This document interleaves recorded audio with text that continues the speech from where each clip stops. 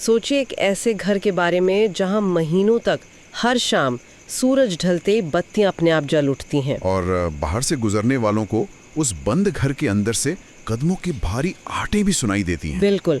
और कभी कभी तो आधी रात के सन्नाटे में खिड़कियों से दबी हुई हंसी की आवाजें भी आती हैं। बाहर से देखने पर सब कुछ एक रूटीन जिंदगी का हिस्सा लगता है, लेकिन जब एक रात उस घर का दरवाजा आखिरकार टूटता है तो पता चलता है कि उस घर के भीतर कोई भी जिंदा इंसान होना ही नहीं चाहिए था। और उस रात जब पुलिस ने उस घर की चौखट पार की ना, तो उनके सामने जो नज़ारा था उसने मानव मनोविज्ञान और हमारे समाज के कई अनसुलझे पहलुओं को एक साथ खोलकर रख दिया। मतलब ये कोई पुरानी लोक कथा नहीं है। हाँ, ये एक ऐसी सच्ची घटना है जिसने एक पूरे शहर को खौफ के ऐसे भंवर में धकेल दिया जिससे निकलना आज भी कई लोगों के लिए नामुमकिन है। तो चलिए आज इस डीप डाइव में इस रहस्य की परतों को गहराई से खोलते हैं। बिल्कुल, क्योंकि आज की हमारी ये चर्चा हैदराबाद के कुंदनबाग इलाके की एक ऐसी घटना पर आधारित है जो सुनने में किसी खौफनाक हॉरर फिल्म की स्क्रिप्ट जैसी लगती है, लेकिन सबसे डरावनी बात यही है कि ये सब असल जिंदगी में हुआ था। मैं तो बस ये सोचकर ही सिहर रही हूँ कि कैसे एक शान से दिखने वाले घर के बंद दरवाजों के पीछे ये सब महीनों तक चलता रहा। कुंदनबाग का जिक्र आते ही ना दिमाग में एक बेहद शांत और सुरक्षित इलाके की तस्वीर उभरती है। ये वो जगह है जहाँ शहर के रसूखदार लोग रहते हैं। चौड़ी सड़कों के किनारे बड़े बड़े पेड़ हैं और लोग अपनी निजी जिंदगी में इतने व्यस्त रहते हैं कि उन्हें बाहरी दुनिया से कोई खास मतलब नहीं होता। हाँ, आजकल के बड़े शहरों में तो ये बहुत आम बात है। सही कहा। और इसी साफ सुथरे पड़ोस के बीचों बीच वो 2 मंजिला घर खड़ा था। उस घर में जयप्रदा नाम की एक महिला और उसकी 2 जवान बेटियां रहती थीं। बाहर से देखने पर ये किसी भी दूसरे परिवार की तरह ही लगता था। मतलब ये जो अलगाव है ना, वो अपने आप में बहुत डरावना है। हमारे बिल्कुल बगल वाले घर में क्या हो रहा है हमें इसका कोई अंदाज़ा तक नहीं होता। हम सुरक्षा के लिए बड़ी बड़ी दीवारें तो खड़ी कर लेते हैं, पर वही दीवारें कब हमारे लिए खामोश जेल बन जाती हैं पता ही नहीं चलता। ये बहुत ही सटीक बात कही आपने। इस परिवार की कहानी की असली शुरुआत ही इसी गहरे अकेलेपन से होती है। आस पड़ोस के लोगों के मुताबिक ना, उस घर के मुखिया यानी जयप्रदा के पति ने किसी विवाद के चलते परिवार को छोड़ दिया था। अच्छा। और उस घटना के बाद से उन तीनों ने बाहरी दुनिया से अपना सारा संपर्क पूरी तरह से काट दिया। वे किसी से बात नहीं करती थीं और उनके घर में किसी का आना जाना भी नहीं था। दरवाजे हमेशा बंद रहते थे। लेकिन एक बड़े शहर में किसी परिवार का अपने आप तक सीमित रहना कोई अपराध तो नहीं है ना? बहुत से लोग अपनी प्राइवेसी पसंद करते हैं। तो ऐसा क्या था उनके बर्ताव में जिसने लोगों के मन में उनके लिए एक अजीब सा डर पैदा कर दिया? देखो, डर उनके अकेलेपन से नहीं बल्कि उनके हाव भाव से पनप रहा था। जब भी आस पड़ोस के लोग दिन के उजाले में उन महिलाओं को घर के बाहर या बालकनी में देखते तो एक गहरी बेचैनी महसूस करते थे। बेचैनी कैसी? उनके चेहरों पर कभी कोई भाव नहीं होता था, कोई इमोशन नहीं, और उनकी नज़रें एकदम खाली और स्थिर होती थीं। प्रत्यक्षदर्शियों का कहना था कि जब वो लड़कियां उनकी तरफ देखती थीं तो ऐसा लगता ही नहीं था कि वो किसी इंसान को देख रही हैं। बाप रे। ऐसा लगता था जैसे वो आपके आर पार किसी अनंत शून्य में बस घूर रही हों। मनोविज्ञान में इसे अनकैनी वैली का प्रभाव कहते हैं। जब हम किसी ऐसे इंसान को देखते हैं जो शारीरिक रूप से तो इंसान है लेकिन उसकी आंखों में वो इंसानी जुड़ाव गायब है, तो हमारा दिमाग तुरंत एक खतरे का अलार्म बजा देता है। हमारा दिमाग सोचता है कि सामने वाला या तो कोई शिकारी है या फिर कुछ ऐसा है जो स्वाभाविक नहीं है। बिल्कुल। और इंसान का वो आदिम दिमाग एकदम सही संकेत दे रहा था। दिन के उजाले में जो नजरें सिर्फ अजीब लगती थी, वो रात के अंधेरे में धीरे धीरे खौफनाक रहस्य बनने लगी। रात में क्या होता था? सूरज ढलते ही उस घर के आसपास का माहौल भारी और दमघोटू होने लगता था। लोगों ने ध्यान दिया कि रात में घर की लाइटें एक फिक्स टाइम पर अपने आप जलने लगती थीं। अंधेरे में उस बंद घर के अंदर से कदमों की तेज आहटें गूंजती थीं। मतलब वो रात रात भर घर में चलते रहते थे? हाँ, और कभी कुछ भारी सामान गिरने की आवाज आती तो कभी रात के सन्नाटे को चीरती हुई किसी के हंसने की दबी हुई अजीब सी आवाज बाहर आती। ये तो सच में रोंगटे खड़े कर देने वाला है। और ये आवाजें किसी एक इंसान का भ्रम तो नहीं हो सकती? बिल्कुल नहीं, पूरा का पूरा पड़ोस इस बात का गवाह था। लेकिन इस सब से परे एक दृश्य ऐसा था जिसने लोगों की रातों की नींद पूरी तरह से उड़ा दी थी। क्या देखा था लोगों ने? कई पड़ोसियों ने दावा किया कि उन्होंने रात के घुप अंधेरे में उन दोनों जवान बेटियों को घर की ऊपरी मंजिल की खिड़की के पास खड़े देखा था। वो बिल्कुल स्थिर खड़ी रहती थी, बिना पलक झपकाए, बिना हिले डुले, बस बाहर के अंधेरे की तरफ लगातार घूरती रहती थी। अगर उनका बर्ताव इतना डरावना था तो पड़ोसियों का उनसे दूर रहना तो समझ आता है, लेकिन मुझे लगता है कि इसी दूरी ने यकीनन उस परिवार को एक ऐसे अंधेरे में धकेल दिया होगा जहां से वापस आना मुमकिन नहीं था। किसी ने भी उनके दरवाजे पर जाकर ये पूछने की हिम्मत नहीं की कि आखिर अंदर चल क्या रहा है। और लोगों ने मान लिया कि वे मानसिक रूप से अस्थिर हैं और उनसे दूरी बनाए रखना ही सबसे सुरक्षित है। और इसी सामाजिक बेरुखी और अनजाने डर ने उस माहौल को तैयार किया जिसने इस रहस्य को इसके चरम पर पहुंचाया। तो फिर ये सब खुला कैसे? इसी खामोशी का फायदा उठाकर एक रात कुछ ऐसा हुआ जिसने इस पूरे रहस्य से अचानक पर्दा हटा दिया। उस बंद घर की दहलीज को पार करने की हिम्मत पड़ोसियों ने नहीं, बल्कि एक ऐसे इंसान ने की जिसका इरादा बिल्कुल भी नेक नहीं था। एक चोर। एक चोर? मतलब उसने सोचा होगा कि ये घर एकदम अलग थलग है तो चोरी करना आसान रहेगा। बिल्कुल। उसे लगा कि ये बहुत ही आसान और सुरक्षित शिकार है। वो रात के अंधेरे का फायदा उठाकर बड़ी खामोशी से ताला तोड़कर अंदर दाखिल हुआ। उसका इरादा सिर्फ कुछ कीमती सामान बटोरना और चुपचाप निकल जाना था। पर ऐसा हुआ नहीं है ना? एकदम नहीं। घर के भीतर का माहौल कुछ और ही था। अंदर जाते ही कुछ ऐसा हुआ जिसने उस शातिर चोर की रूह कपा दी। वो कुछ ही मिनट के भीतर खौफ से चीखता हुआ, पसीने से लथपथ और बदहवास हालत में उस घर से बाहर भागा। रुको, एक मिनट। एक चोर भागकर सीधा पुलिस स्टेशन पहुंच गया। एक अपराधी जिसे हर हाल में पुलिस से बचना चाहिए, वो खुद जाकर पुलिस को उस घर के अंदर जाने की मिन्नतें करता है। हाँ, सोचिए वो कितना डरा हुआ होगा। इसका तो सीधा सा मतलब है कि उस बंद घर के अंधेरे में उसने जो कुछ भी देखा वो पुलिस के डंडे या जेल जाने के डर से कई गुना ज्यादा खौफनाक था। उसका सारा सर्वाइवल इंस्टिंक्ट उस पल के लिए उलट गया था। पुलिस स्टेशन में जो अधिकारी थे वो भी उस चोर की हालत देखकर सन्न थे। वो ठीक से बोल भी नहीं पा रहा था, बस कांपते हुए लगातार उस घर की तरफ इशारा कर रहा था। उसकी आंखों में जो दहशत थी वो कोई नाटक नहीं था। तो फिर पुलिस ने क्या किया? पुलिस की एक टीम तुरंत कुंदनबाग के उस घर पर पहुंची। जब उन्होंने मुख्य दरवाजा तोड़ा तो अंदर घुसते ही उन्हें एक ऐसी चीज का सामना करना पड़ा जिसकी उन्होंने कभी कल्पना भी नहीं की थी। क्या था अंदर? वो कोई दृश्य नहीं था, बल्कि एक ऐसी भयानक और दम घोटू सड़ान थी जो किसी भी इंसान की बर्दाश्त के बाहर थी। मृत शरीर की गंध। वो एक ऐसी चीज है जिसे हमारा दिमाग नजरअंदाज कर ही नहीं सकता। वो सीधे हमारे अवचेतन को संकेत देती है कि यहाँ मृत्यु का साया है। पुलिस टीम ने अपनी नाक पर रुमाल रखे और कमरों की तलाशी लेनी शुरू की। जब वे एक खास बेडरूम में पहुंचे तो वहां बिस्तर पर उन दोनों जवान बेटियों की लाशें पड़ी थीं। हे भगवान! और वो लाशें हाल ही की नहीं थी, वो पूरी तरह से सड़ चुकी थी। उन पर कीड़े रेंग रहे थे और वे लगभग कंकाल में तब्दील हो चुकी थीं। जब बाद में फॉरेंसिक टीम ने जांच की तो पता चला कि उन दोनों लड़कियों की मौत कम से कम 6 महीने पहले ही हो चुकी थी। एक सेकंड रुकिए, ये क्या बात हुई? ये तो बिल्कुल भी समझ नहीं आ रहा। क्या हुआ? अगर फोरेंसिक विज्ञान ये साबित कर रहा है कि वो लड़कियां 6 महीने से मरी हुई थीं और उनकी लाशें बिस्तर पर सड़ रही थी, तो फिर पिछले 6 महीनों से रात में घर की लाइटें कौन जला रहा था? लोगों को घर के अंदर से जो भारी कदमों की और हंसने की आवाजें आ रही थी, वो किसकी थी? हाँ, यही सवाल सबके दिमाग में था। और सबसे बड़ा और डरावना सवाल कि पड़ोसी रोज रात को खिड़की पर खड़े होकर किसे घूरते हुए देखते थे? जो तार्किक उलझन अभी आपके दिमाग में चल रही है ना, बिल्कुल वही उलझन उस वक्त मौके पर मौजूद पुलिस अधिकारियों की भी थी।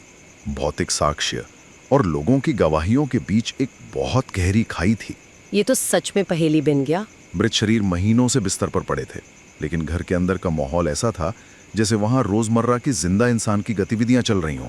लेकिन पुलिस के लिए ये तो सिर्फ रहस्य का पहला पन्ना था। घर के भीतर का जो दूसरा नजारा था वो उन सड़ी हुई लाशों से भी ज्यादा विचलित करने वाला था। क्या उन लाशों से भी ज्यादा भयानक और क्या हो सकता था उस घर में? उन दोनों लड़कियों की माँ जयप्रदा, वो उसी घर में मौजूद थी और पूरी तरह से जिंदा। मतलब एक माँ पिछले 6 महीनों से अपनी ही बेटियों की सड़ी गली लाशों और उनके कंकालों के साथ उसी बंद घर में रह रही थी। हाँ, और जो बात इस पूरी स्थिति को सबसे ज्यादा भयानक बनाती है वो ये है कि जयप्रदा बिल्कुल ऐसे व्यवहार कर रही थी जैसे घर में कोई मौत हुई ही ना हो। उसके लिए उसकी दोनों बेटियां अभी भी जिंदा थीं। जब किसी घर के इलेक्ट्रिक सिस्टम में अचानक बहुत बड़ा वोल्टेज का सर्ज आता है तो पूरे घर की वायरिंग को जलने से बचाने के लिए मेन सर्किट ब्रेकर खुद ट्रिप हो जाता है और बिजली काट देता है। बिल्कुल सही। मुझे लगता है माँ के दिमाग ने भी ठीक यही किया। अपनी जवान बेटियों की मौत का जो अथाह दुख था वो एक मानसिक सर्ज की तरह था। उस सदमे से उसका मानसिक संतुलन हमेशा के लिए खत्म न हो जाए, इसलिए उसके दिमाग के डिनायल वाले स्विच ने चिप कर दिया। एकदम सटीक एनालॉजी है ये। उसने वास्तविकता को ही काट दिया और खुद को एक ऐसी लूप में कैद कर लिया जहां सब कुछ सामान्य है और उसकी बेटियां सुरक्षित हैं। चिकित्सा विज्ञान में इस अवस्था को बहुत ही गहरे साइकोटिक डिनाइल के रूप में देखा जाता है। ये मानसिक आघात का एक चरम रूप है जहां इंसान का दिमाग दुख से बचने के लिए अपनी खुद की एक अलग वास्तविकता बना लेता है। लेकिन वो उस भयंकर सड़ांध को कैसे बर्दाश्त कर रही थी? जीव विज्ञान में एक प्रक्रिया होती है जिसे ऑल्फैक्टरी फटीग कहते हैं, मतलब गंध की थकान। जब आप किसी गंध के लगातार संपर्क में रहते हैं तो नाक के रिसेप्टर्स दिमाग को सिग्नल भेजना बंद कर देते हैं ताकि संवेदी ओवरलोड ना हो। अच्छा, तो उसे बदबू आना ही बंद हो गई थी। हाँ, और जयप्रदा के मामले में इस जैविक प्रक्रिया के साथ साथ उसका गहरा मानसिक भ्रम भी जुड़ गया था। उसका दिमाग उन लाशों की बदबू और उनके सड़ने के दृश्य को प्रोसेस ही नहीं कर रहा था। वो रोज उनके लिए खाना बनाती थी, उनके बाल संवारने की कोशिश करती थी और उन कंकालों से घंटों बातें करती थी। ये एक ऐसी मानवीय त्रासदी है जो खौफनाक होने के साथ साथ अथाह दुख से भरी हुई है।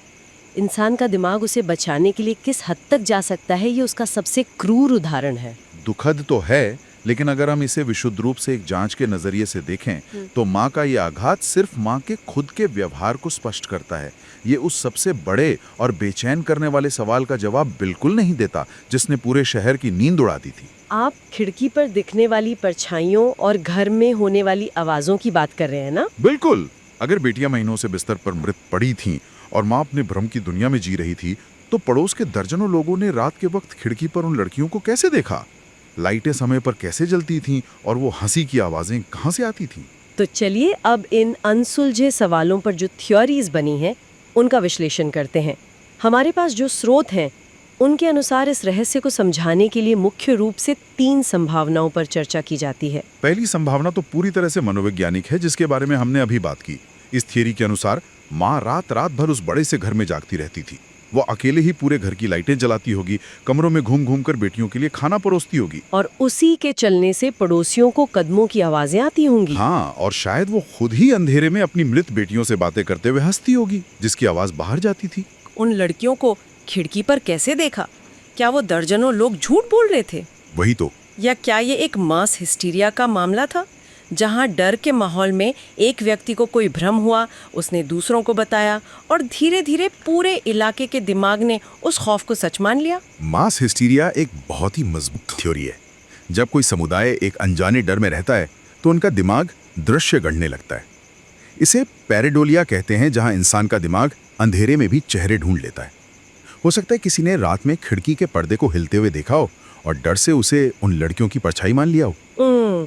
मास हिस्टीरिया विज्ञान के हिसाब से एकदम सटीक बैठता है। डर वास्तव में एक वायरस की तरह फैलता है जो लोगों के सोचने का नजरिया बदल देता है। लेकिन जो लोग उस इलाके में रहते थे, जिन्होंने रोज रात को अपनी आंखों से उन परछाइयों को देखा था, वो इसे महज एक दिमागी भ्रम मानने को कतई तैयार नहीं है। और यहीं से इस कहानी में दूसरी और सबसे ज्यादा डराने वाली थ्योरी जन्म लेती है, पैरानॉर्मल थ्योरी, मतलब अलौकिक घटना। हाँ, स्थानीय लोगों का आज भी दृढ़ विश्वास है कि वो लड़कियां मरने के बाद भी भौतिक रूप से उसी घर में मौजूद थीं। उनका मानना है कि चूंकि लड़कियों की मौत अस्वाभाविक थी और उनका अंतिम संस्कार नहीं हुआ था, इसलिए उनकी ऊर्जा उस घर की दीवारों में कैद होकर रह गई थी। देखो, विज्ञान और तर्क पर चलने वाले किसी भी इंसान के लिए इन बातों पर यकीन करना मुश्किल होता है।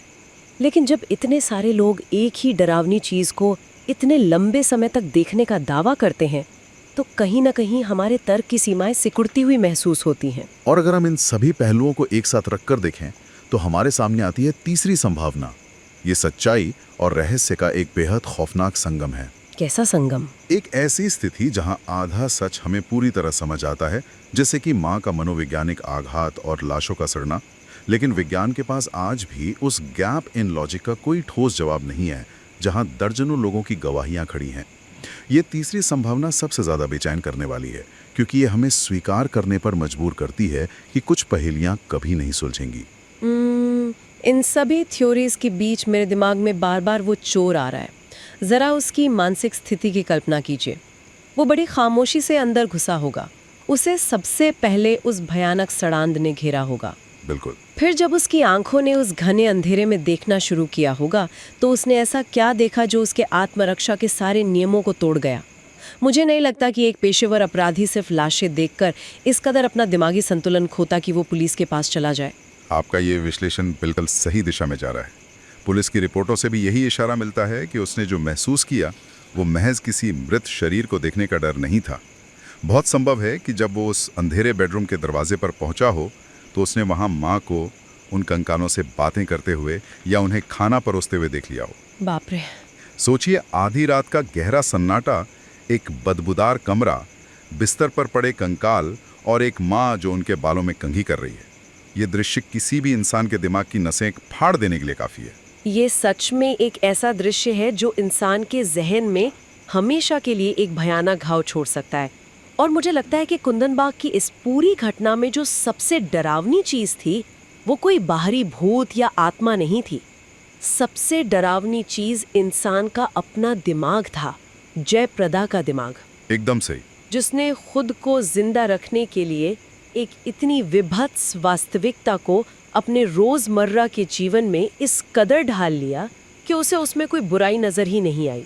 हमारा दिमाग हमारा रक्षक है, लेकिन वही दिमाग कभी कभी हमें एक ऐसी झूठी सच्चाई में कैद कर देता है जो किसी भी नर्क से बदतर होती है। आज भी इतने साल बीत जाने के बाद वो 2 मंजिला घर हैदराबाद के कुंदन बाग इलाके में उसी तरह खामोश खड़ा है। समय बहुत आगे बढ़ चुका है, शहर बदल चुका है, लेकिन उस घर की दीवारें आज भी उस गहरे अलगाव और खौफ को अपने अंदर समेटे हुए हैं। क्या लोग अभी भी वहां जाने से डरते हैं? आज भी उस इलाके के लोगों का ये मानना है कि रात के गहरे सन्नाटे में जब भी वहां से गुजरो तो ऐसा महसूस होता है जैसे ऊपरी मंजिल की उस अंधेरी खिड़की से कोई आज भी आपको लगातार घूर रहा है। आज की हमारी ये डीप डाइव यहीं समाप्त होती है।